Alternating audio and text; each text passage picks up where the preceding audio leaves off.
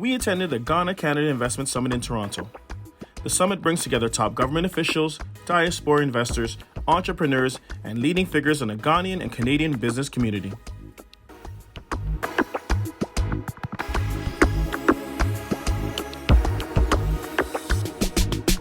You're watching Caribbean Vibrations, and we're coming to you from the Ghana Canadian Investment Summit, where I'm speaking with Mr. R. Yofi Grant, the CEO of the Ghana Investment Promotion Center. How are you doing today? I'm pretty good, and I'm excited to be here. We're I'm more excited to speak to you in particular. Well, I feel so special.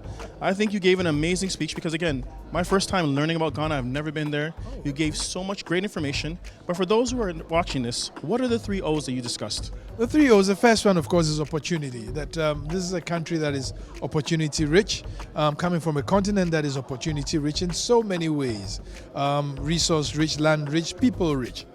You know, and we have heritage and culture that binds us in so many ways that can even accelerate and the use of that power into something real constructive and great in a global sense. Then, of course, openness. We're a pretty open country.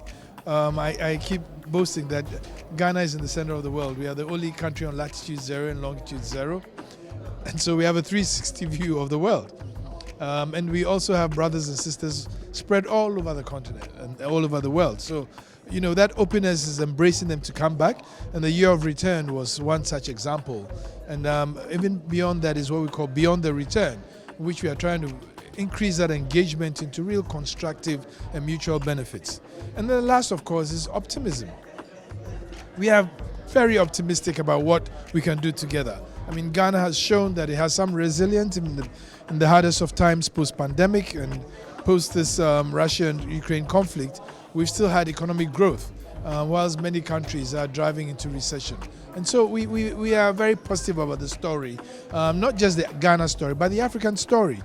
And the African in the diaspora, regardless of where they are, whether in the Caribbean and North and South America, Asia, Europe, we believe that they will together bring a real transformation to the African continent. And it's interesting you touched upon that point because, again, you and I were speaking off camera about Barbados and Ghana, connecting that way. And then I'm going to ask the question is, why is it important for the Pan-African diaspora, in particular the Caribbean, to want to start a business or invest in Ghana? You know, I keep saying that if you take the whole of the Caribbean, the population might be small. If you take the African continent, that's currently 1.4 billion people. You can't go wrong in that market. And as I did say, in 2050, when it would have grown to 2.6 billion, every 4th person on the continent will be from Africa. By 2100, the year 2100, it will be 1/3 of the world's population. Every 3rd person will be an African or a person of African descent. And so we need to optimize that whole opportunity confronting us.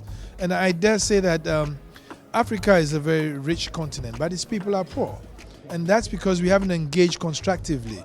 I believe that the partnership with the Caribbean, the partnership with the African Americans, North America, can really create a strong tool de force for transforming the continent. I'm so convinced about it because this is a continent that offers opportunity everywhere. And so we should take advantage of it. And the partnership would accelerate it. Africa can do it on its own, but it doesn't just make sense to keep it to Africa. There are people of African descent all over the world who can bring value. They can bring technology.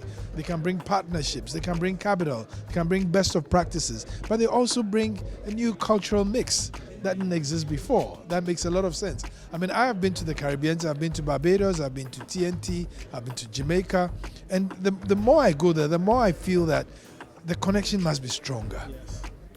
The connection must be strong. We are the same people with the same foods. We have the same feelings. We think with our hearts, as I said before. And we are happy people. But of course, that happiness must be also manifested in a much more sustainable way. And I think that that's why the partnerships are very, very important. I mean, think about it. Today, if I were to engineer a direct flight from Accra, which is the capital city of Ghana, to the Caribbean, it shouldn't take more than 5 hours. But to get there, I mean, you have to go through Europe or you have to go through the United States to come down. It doesn't make sense. We should be able to fly directly. I mean, I joked to a friend and said, well, when people were taken from the shores of Africa as slaves, there was a straight route there. They didn't have to transit anywhere. So now that they're coming back, why can't we make it a straight route back? You know, and I say Ghana is welcoming everybody. We have open arms, you know, and so we are waiting for that to happen, and we will make it happen. I love it. I love the enthusiasm, and I love the fact that we're learning so much, and we are reconnecting as African Caribbean brothers and sisters. Yes. So thank you so much for your time. Thank you very much. I'm very delighted to speak to you, and I look forward to catching you in other places in the world. You definitely will, especially in Ghana. Absolutely. You're most welcome. We'll be there. Thanks for your time. Thank you very much. Thank you very much. And you're watching Caribbean Vibrations.